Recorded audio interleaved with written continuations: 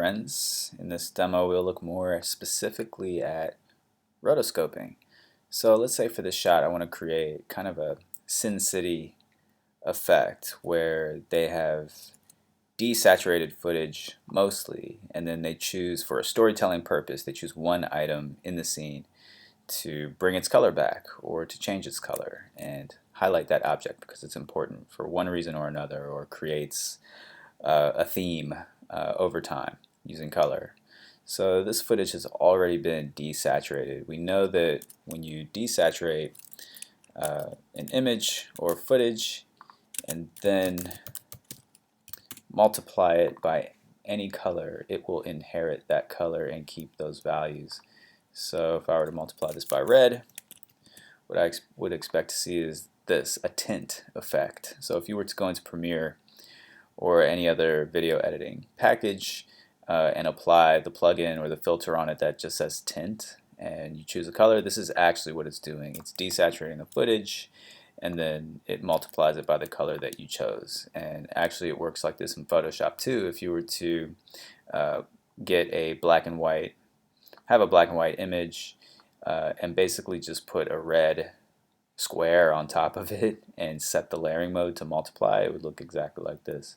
So you're just multiplying the color into a value range of going black to white. And let's see. So we want to do this in an isolated area, right? So let's say we choose the hat. I'm just going to deactivate that for now. What I'll do is grab a Roto Paint,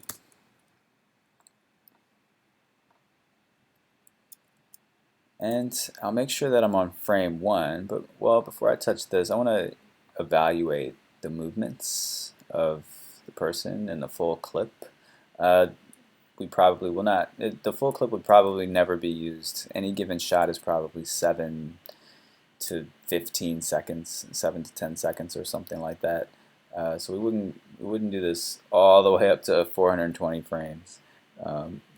But anyway, you would have direction on that if it was a realistic sort of production setting. But who knows, maybe we'll go up to like 100 frames for this, for purposes of this demo. So what we want to look at is where his motions, his individual motions, start and stop. So from here to, say, here is one motion, and then he starts moving his head in a different direction and stops and then goes again. So we're kind of getting a feel for where we want to place keyframes on our RotoPaint. We'll go back to frame 0, start there, grab the curve, and I'm going to zoom in pretty close to the pixel level and start to draw. And I'm not going to do the entire thing all at once. When pieces of what you want to rotoscope have different shapes, you can break it up and have multiple shapes. So they might need to be treated a little bit differently. So I'm going to find the edge, but I want to cut off the blurred pixels. So I'm going to trace this like this, and when I reach an edge, anytime you reach a corner, you want to create 3 points. 3 points will define a corner. It's not the kind of curve that I want.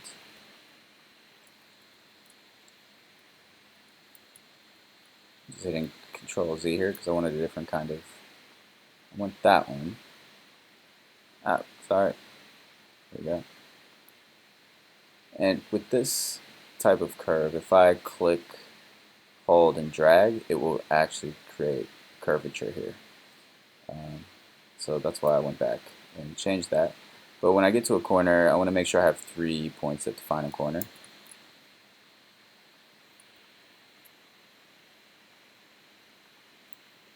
Let's see. And whenever there's a broader line, you want to make the least amount of points possible to define the lines that are in your objects, until you get to a corner where you will place basically 3 points. Continue to follow the edge, Let's see, I think I can pull off a curve like that. Boom. So again, you don't want to put too many multiple points because then you'll get what's called swimming. You can see all the individual points moving. You create more work for yourself by having to move all of those points over time.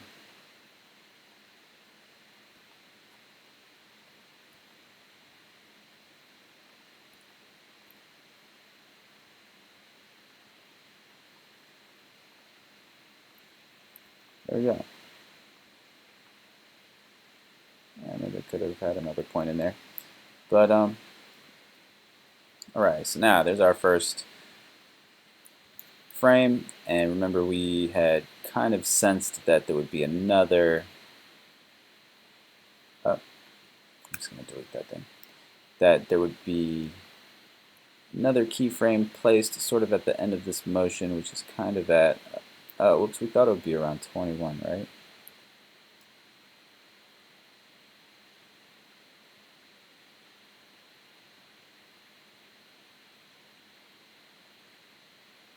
Maybe there's a little bump right here at like 19. So I'm going to grab all these. And instead of moving individual points, I'm going to move the entire roto shape and try to anchor it. So here I'm putting that corner right there in the corner where it belongs, where it was before. This needs to be rotated. And what you want to do is do broader moves to the entire, broader transforms to the entire roto shape first, and try to situate it where it was before you start trying to tweak individual points, because you'll get, again, swimming along the edge. Alright, so that might be about as good as I can get it. Maybe I could even scale it down a little bit. Maybe that would help. Maybe. Just gonna undo that. Cool. And then I can start grabbing groups of points and just doing some adjustments like this if I need to. And then this is not a perfect roto shape at all. It's just for the sake of demo for how you go through the process.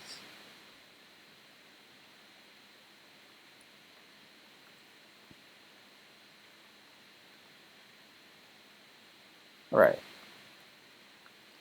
So there's that movement, and let's have a look. Okay. And let's see what he does next. Goes over to, let's say over here, just for the sake of demo.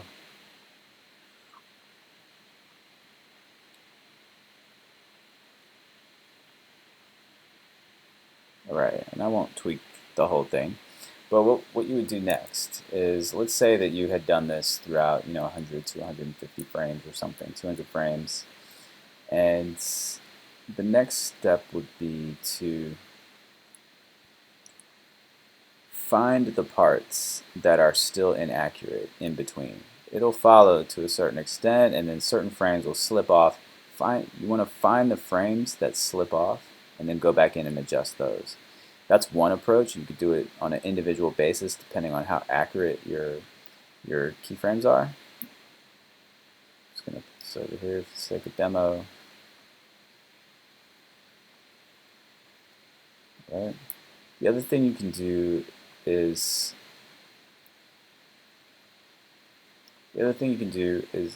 evenly spread out your keyframes. So you can decide to do it like every 24 seconds, every 48 seconds, and go like second by second, and then fill in halfway in between every 12, and then keep going halfway in between until your entire thing looks accurate, and then maybe tweak a couple of more frames that are still off. So again, what we're trying to do here is multiply the color of this image inside of this roto shape. So we're using this roto shape to create a mask, which is going to go here.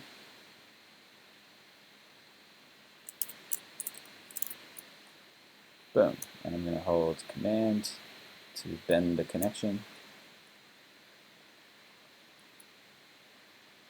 And by doing a multiply, whether the effect you want to achieve is to multiply the color of the plate or not, multiplying the color of the plate is a good way to judge how accurate your roto shape is. Alright, and the other thing that you want to do is manage the edge quality. So what you would do is look at the original plate. You need to match the blur, actually. The rotoshape, it looks too rigid, right? Or this effect looks too rigid. So the rotoshape needs to be blurred. Your first reference point for how much it needs to be blurred is the original plate by trying to count how many pixels of blur are in the plate. Like 1, 2, maybe 2 or 3 you might start with as a starting point by counting from here or so. So I'm going to demonstrate that for a sec. I'm now going to blur the rotoshape by 3 pixels and see what happens. 3, enter. And that's going to look more elegant, and it will also help you judge the way that you're managing the edge of your rotoshape. This probably could have been bigger. It's not coming close enough to the edge, right? There it goes.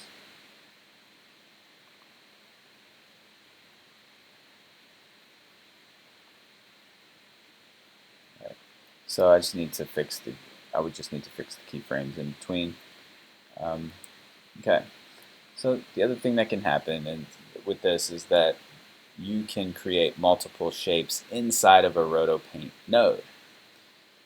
That is if you want them all to be treated together.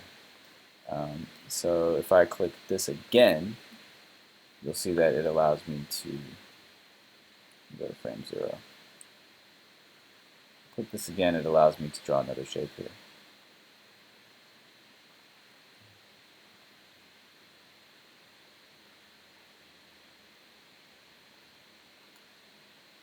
And I'm kind of ignoring the rules for the sake of demo. Speeding through them. So, and you'll see that this comes up here, and you can type here and rename it. Hat, bottom. Hat, top. And you'll get in the habit of naming things with underscores. Right? But I almost never do this. I do this if if the rotoshapes are not being keyframed, then yes, I might do this. If the rotoshapes are being keyframed, I like to have more control. So I'll get rid of this, and I would just create more rotoshapes, or more RotoPaint nodes.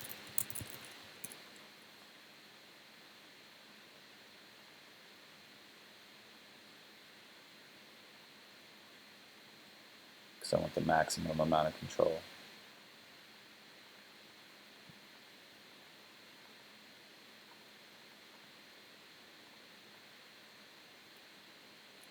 And to combine rotoshapes, use max, and they're both blurred the same, and that's if you want them both blurred the same. You would construct it like this. You could also get rid of this and give this one its own unique properties, and whoops, do whatever you want to it, and then you can max them together later. So that's the great thing about Nuke, is you could branch off and do anything that you want and have full control over every filter at every pixel as far as you want. As far as you want to take it. Alright, and now another great habit to have is to label areas. Yes, you can. There's a way to draw labels in Nuke. It gets a little bit messy for my taste. I like to have just a Nuke, no operation node. Oh, where'd it go? Oh, it's up there for some reason. Okay. No operation. This doesn't do anything. But what you can do is use it to name things. So you can say out for output, hat, roto.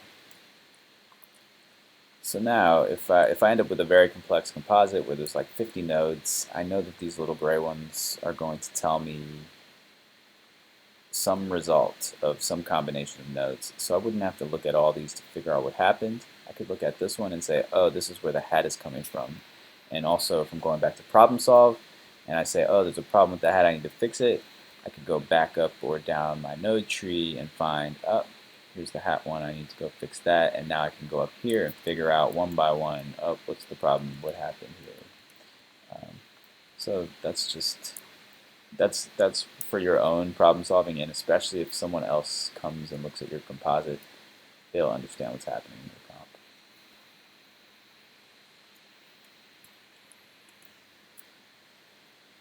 Okay. You'll also notice that in the Rotopaint there are, let me just create some other shapes for the sake of demo. There are other things that you can play with here, like different layering modes for combining roto shapes.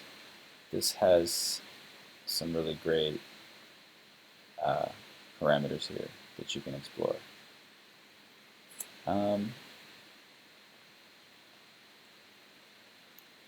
And that's all I will cover for now. Thank you very much.